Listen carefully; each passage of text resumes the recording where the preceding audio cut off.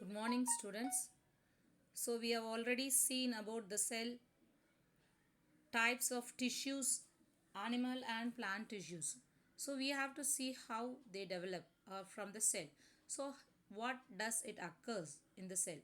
So, first, to form an organism has to undergo cell division.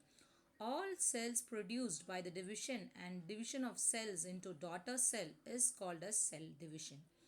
So, cell division occurs in all organisms starting from unicellular to multicellular organisms. So, types of cell division. When we say about the types of cell division, there are three types of cell division. One is called as the amitosis, second one is called as the mitosis, and the final one is called as the meiosis. When we say about mitosis, it is the simple mode of cell division and it occurs only in the unicellular organisms and it is also called as the direct division. Next, we can see about the mitosis. So, mitosis is otherwise called as the indirect cell division. So, it has many changes and many phases it has to undergo to obtain a new cell. Then meiosis. So meiosis is the next division and it is also called as the reduction division, whereas the number of chromosomes present in the cells has to reduced and it has to be introduced into a new cell, that is the daughter cell. So let's see about mitosis. Amitosis. So amitosis, so already I have told it takes place in the unicellular organisms. Unicellular means single celled organism, so it is called as the simplest mode of cell division.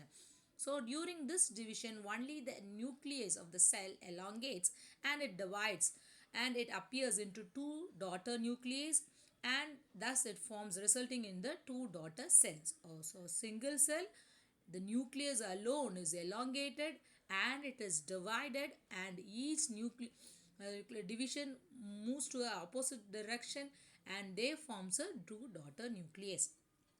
Next, let's see is the stages of cell divisions in mitosis. Next comes the mitosis. So this was first discovered by Fleming in the 1979.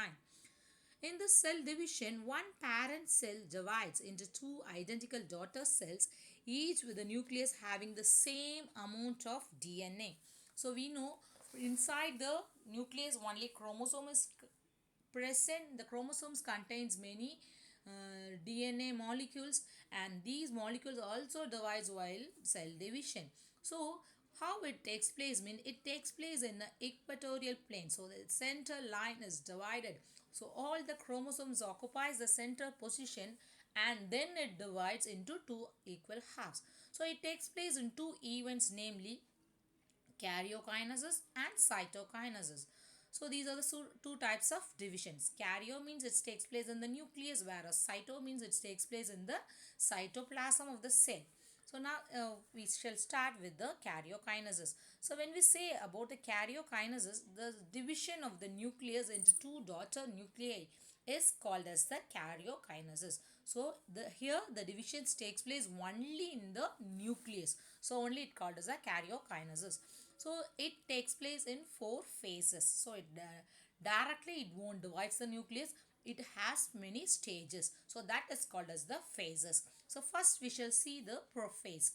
During the stages of chromosomes, they become shortened and thicker. They will become visible and the nucleus become very visible and the centrosome splits into two centrioles and occupies the opposite poles of the cell and each centriole is surrounded by the rays, that is aster rays.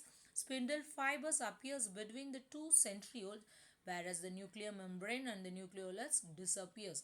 So nuclear membrane, nucleolus means the nucleus will have a membrane. So all this will disappear and only the center chromosomes forms a thread-like structures and they forms a appearance by giving a centriosole in the center.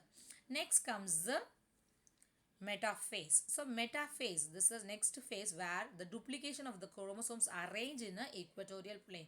So in prophase, they forms the spindle fibers and arranges them as forming a ray of rays by keeping a centromeres in the center. Next in the metaphase, they will arrange in the equatorial plane and each chromosomes get attached to a spindle fiber. Now comes a spindle fiber which connects each chromosomes by its centromere. The centromere of each chromosome is divided into two, each being associated with the chromatin. So the chromosomes now they are forming the center position. They settle in the center position, and a fiber is formed. A spindle fiber is joining each chromosomes, and it ends toward the opposite poles, moves to the opposite poles. Next we have to see about the anaphase. What does anaphase do? So in this phase only the centromeres attaching to the two chromatid divides, and two daughter chromatids of each chromosome separates and migrate towards the opposite pole. So after now in the metaphase they are in the center. Now the center position is detached and they are moving towards the opposite end. So opposite end they occupies. So in this opposite end the chromatin moves towards the opposite side. So the centromeres gets detached and they are moving towards the, so four arms will be there. Two in the north pole, means two moves towards the south pole. So the division occurs. Next comes the telophase. So each chromatin daughter chromosomes lengthen. Now again they are becoming lengthened. After moving towards the opposite pole, they become lengther. Then again they become thinner and turns into a network of chromatin threads. Again they are forming the normal position of a chromatin thread only. Then spindle fibers break down and they disappear. Again the nuclear membrane and the nucleolus reappears. So in the prophase we have seen that when the spindle fibers appears, the nuclear membrane and nucleolus disappears. So again they are reappearing in the telophase. So nuclear membrane and nucleolus reappears in each daughter nucleus. Now we can see the two daughter nucleus. Next we have to see about the cytokinesis. So what is cytokinesis? Again the division of the cytoplasm. So first we have seen only the division in taking place only inside the nucleus, so only it is called as the karyokinesis. Now comes the cytokinesis. So cytokinesis, the division of the cytoplasm into two daughter cells by construction of the cell membrane, is called as the cytokinesis. So here the division will be taking place in the cytoplasm. Then only it can be divided into two daughter cells. So what is the significance of this mitosis? So this equatorial divisions results in the production of diploid daughter cells. Diploid means uh, double daughter cells with equal distributions of the genetic material. So there is no differentiation in the nucleic material. Both will be equally distributed in both the daughter cells. Then in multicellular organisms, growth, organ development and increase in the body size are done only with the help of this mitosis division. Next, mitosis helps in the repairing of damages and wounds tissues by renewal of the last cell. So when a wound or any tissue damages occurs, only with the help of mitosis division, the cells can manage that area and renewal of the last cells will be occur. So that's all students. Today's class we have seen about cell division.